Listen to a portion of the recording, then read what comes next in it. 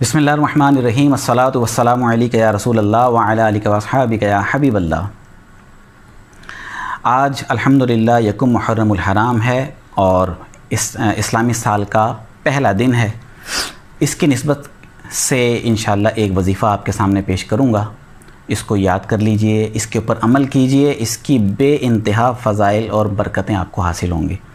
اور وہ وظیفہ کیا ہے، وہ طریقہ کار کیا ہے، آئیے سنتے ہیں اس کو کہ بسم اللہ الرحمن الرحیم، صرف اتنا حصہ 130 مرتبہ کسی کاغذ پر لکھ لیجئے یا کسی سے لکھوا لیجئے، اور لکھنے میں احتیاط یہ کریں کہ جو بسم اللہ الرحمن الرحیم میں جو گول دائرے والے حروف ہیں، جیسے بسم اللہ کا میم ہے تو درمیان سے وہ جڑا ہوا نہ ہو۔ لفظ جلالت اللہ عز و جل کا ہا ہے تو ہا بھی جڑا ہوا نہ ہو، ذرا کھلا ہوا ہو، اور رحمان اور رحیم کا میم بھی درمیان سے کھلا ہوا نظر آئے۔ اس طریقے سے اگر 130 مرتبہ بسم اللہ الرحمن الرحیم لکھ لی جائے تو اس کی فضیلت شمس المعارف کتاب کے صفحہ نمبر 73 پہ یہ بیان کی گئی ہے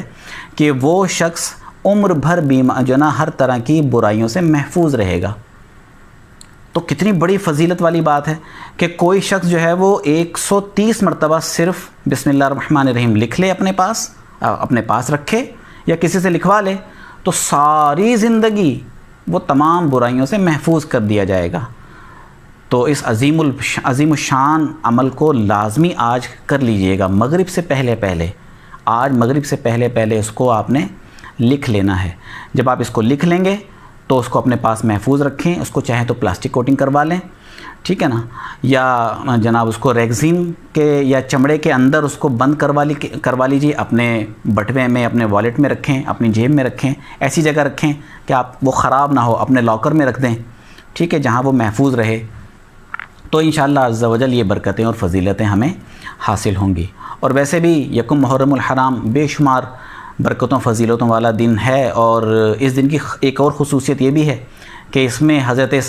سیدنا عمر بن خطاب فاروق اعظم رضی اللہ تعالیٰ عنہ کی شہادت واقع ہوئی تھی۔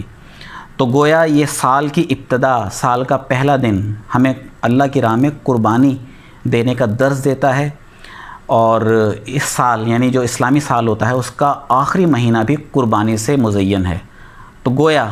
اسلام ہمیں یہ تلقین کر رہا ہے کہ ہمارا سال، اس کی ابتدا بھی قربانی ہے اور ہمارے سال کی انتہا بھی قربانی ہے، ٹھیک ہے نا۔ تو یہ عمل کیجئے تو اس سے انشاءاللہ برکتیں بھی حاصل ہوں گی، اور حضرت سیدنا عمر فاروق رضی اللہ تعالیٰ عنہ کو ایصال ثواب کرنے کے لیے جو ہے عبادت کا اہتمام کیجئے۔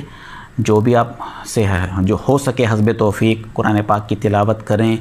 درود پاک پڑھیں، نوافل پڑھیں، اور جو تسبیحات وغیرہ آپ کو آسانی سے آپ پڑھ سکتے ہوں اس کو پڑھیے۔ اور خاص طور پر